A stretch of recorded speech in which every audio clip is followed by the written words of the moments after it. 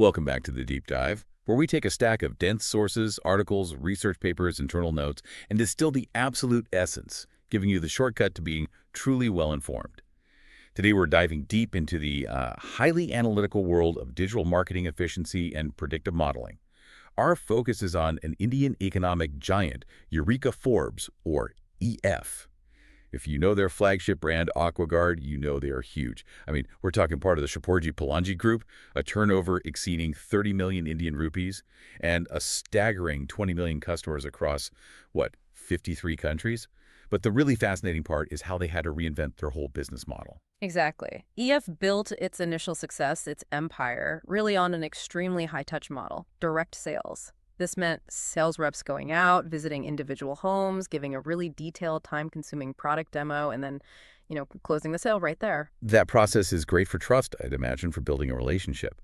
But in today's digital world, that must make your customer acquisition costs, your CAC, just skyrocket. Oh, absolutely. So as the world moved online, EF had to follow.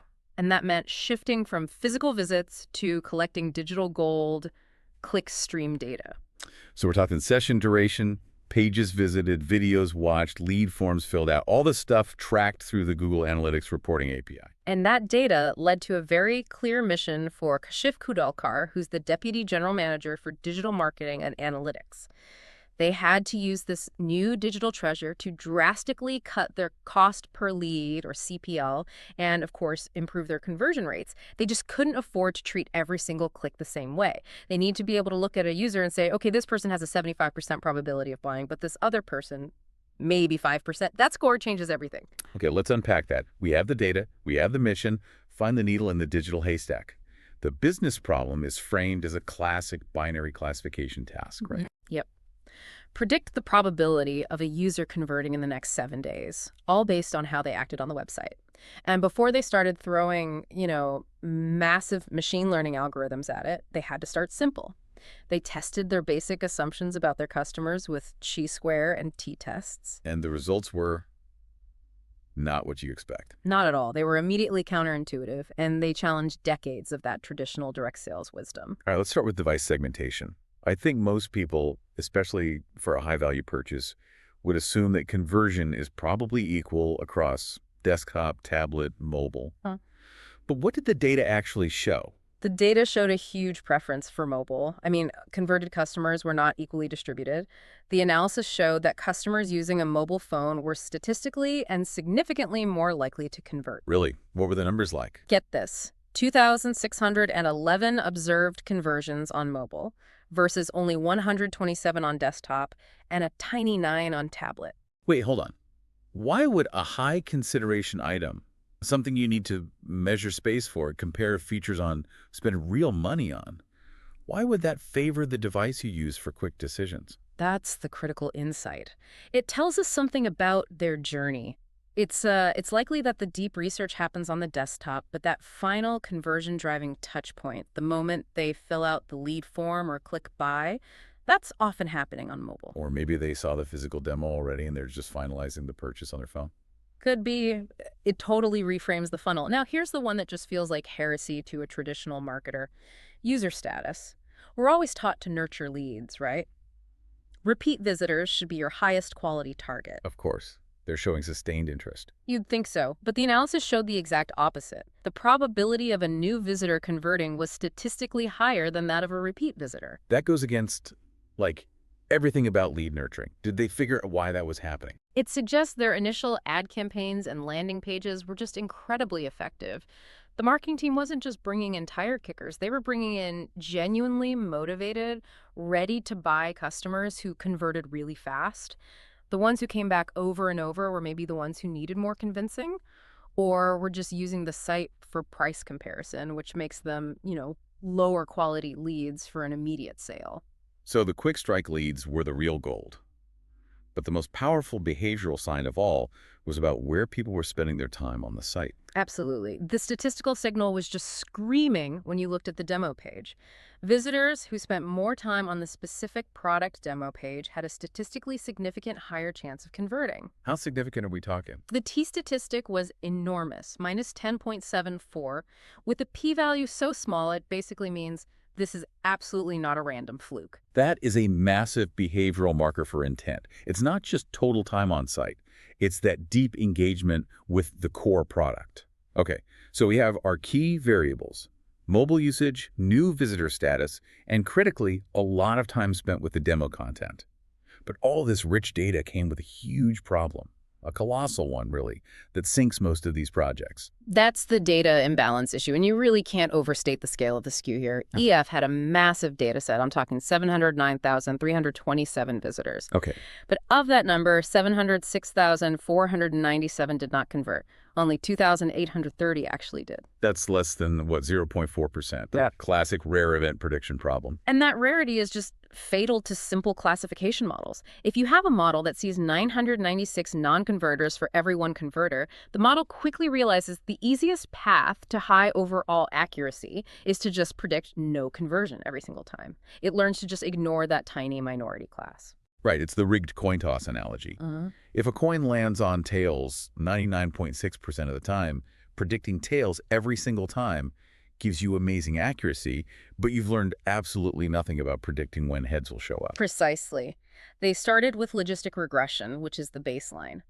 It gave them an area under the ROC curve, an AUC, of 0.73, which, okay, that's technically acceptable. But when you look at the metrics that actually matter for business, the model was a failure. And this is where we have to get into the difference between sensitivity and precision, because that's where the money is lost. Right. So in this context, sensitivity or recall tells you how many of the actual converters your model managed to find. The model was okay here. It caught about 64% of them. But the metric that drives marketing budgets is precision. And precision tells you, of all the people the model said would convert, how many actually did. And the number was abysmal. How bad? It was extremely low, 0.008. In real terms, if the model flagged 1,000 potential sales leads for high-cost outreach, only 8 of those people would actually buy. So they would have wasted the high cost of a personalized sales visit or a dedicated phone call on 992 people who are never going to buy anyway. That's not just inefficient. It hemorrhages money. It makes the whole model completely useless for actual deployment. And decision trees were even worse. They gave an AUC of 0.51, which is basically a coin flip, and they risk massively overfitting to the few conversions they do find. Speaking of overfitting, the dataset had a lot of variables. Usually you'd use something like principal component analysis, PCA, to simplify things. Did they go that route?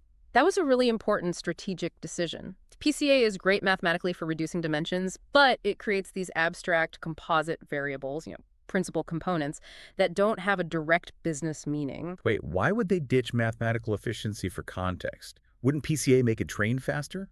Because the final result has to be actionable for the marketing team. A sales manager needs to know, if a user spends 75 seconds on the demo page, we should call them. They don't need to know, if principal component 3 is above 1.5, call them. I see. It has to be explainable. Exactly. So they decided to use feature importance measures from a random forest model instead. This keeps the variables understandable and focused on the real signals. That makes perfect sense. The goal isn't just prediction. It's prediction that drives a clear, explainable business action. And that analysis just confirmed what the simple test hinted at. The top 3 factors were, in order: time spent on the Demopich talk, the total session duration, and then the total page views. Those 3 carry most of the predictive weight. So the features are good, but the data itself is broken. It's highly biased. If simple models failed, the next step had to be to force the models to pay attention to that tiny, valuable minority class. Exactly. Since the results were so biased, they had to use resampling techniques to artificially balance the data for training. They looked at a few methods: random oversampling, which is just duplicating the conversion examples; random undersampling, where you throw out a bunch of the non-conversion examples; or smoke. Smoke, the synthetic minority oversampling technique. Right, which creates entirely new artificial data points that are statistically similar to the real one. Okay, now that sounds dangerous. Using SMOTI or oversampling feels like you're just manufacturing false evidence.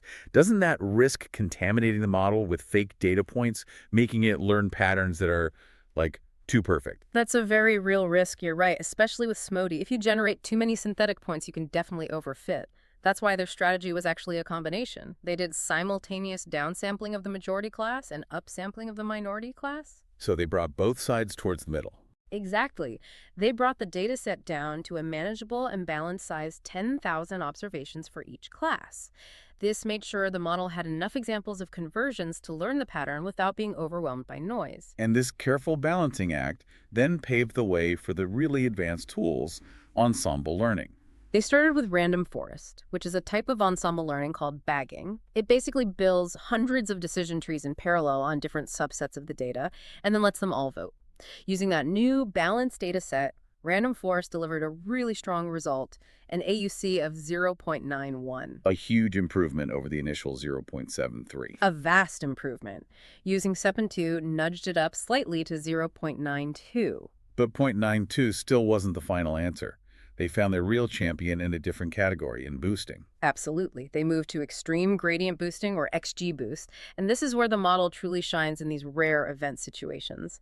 Unlike random forest, which builds trees all at once, boosting models are built sequentially. They are essentially designed to learn from their mistakes. So the first tree makes a prediction, and the next tree focuses specifically on trying to fix where the first tree went wrong. That's the core idea. Each new tree focuses heavily on the examples that were previously misclassified, trying to minimize that error. For a problem like this, where misclassifying a rare converter is really costly, this sequential learning is incredibly powerful. It's designed to relentlessly chase down those hard-to-predict rare events. That structural difference is why the performance jump was so big. It was dramatic. The gradient boosting model, using that optimal strategy of simultaneous up and down sampling, produced the best result across the board, an absolutely stunning AUC of 0.98 on the test set. Wow, an AUC of 0.98 in a real-world marketing scenario? That level of precision must have just fundamentally changed their ROI calculation overnight. It did. And it wasn't just the AUC. The model also showed a high lift score, nearly 2.0 for the top deciles. A lift of 2 means if EF spends their high-cost outreach budget only on the top 10% of customers the model identifies, they will capture twice as many converters as they would by just picking 10% of their leads at random. That's a direct measure of efficiency. So the final verdict for Kashif Kudalkar was clear. Use the gradient boosting model with that specific sampling strategy. Now, the critical question: how does an AUC of 0.98 actually translate into what the sales team does and how the budget is managed? This is the managerial payoff. The model directly solves that initial problem of high acquisition costs. They stop the expensive blanket coverage approach of sending salespeople to every single lead and move to, well, surgical precision. So instead of wasting an expensive sales visit on every lead, they can save that resource only for the customers who statistically justify the cost. Precisely. The model gives a specific probability score. 0.45, 0.75, 0.92 to every single visitor. This score is then used to segment the market for optimized outreach. So visitors flagged as high likelihood, say above 80% probability, they get targeted for the high-cost personalized stuff like dispatching the direct sales force for a visit.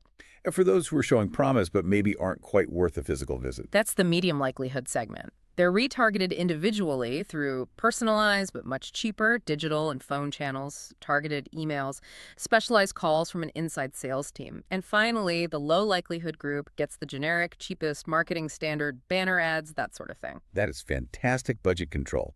But if the model spits out a score, say 75%, who decides if that's high or medium likelihood, and how does that decision tie back to the CFO's budget? And that is where the model meets strategy.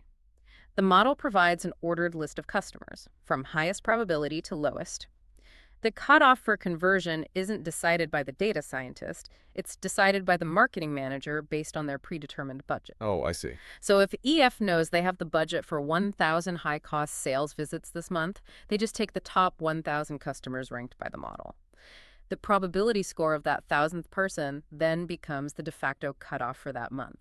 So the analytical model provides the objective ranking, and the business budget determines the action threshold. That makes the whole process self-regulating and cost-effective. It keeps marketing costs strategically in check, both when they're estimating the budget and when they're actually spending it. It ensures they get the maximum ROI from those precious, expensive sales force hours. This deep dive has shown us an incredible case study, how a massive company like Eureka Forbes, facing these high legacy costs, leveraged sophisticated models, specifically gradient boosting, with some really specialized data handling, to totally transformed their acquisition strategy. They went from costly blanket coverage to highly targeted, cost-effective marketing. It's a complete analytical makeover. So what does this all mean for you, the learner, maybe working with your own large, complex data sets? The key takeaway here isn't just about picking the right algorithm, it's about diagnosing the data problem.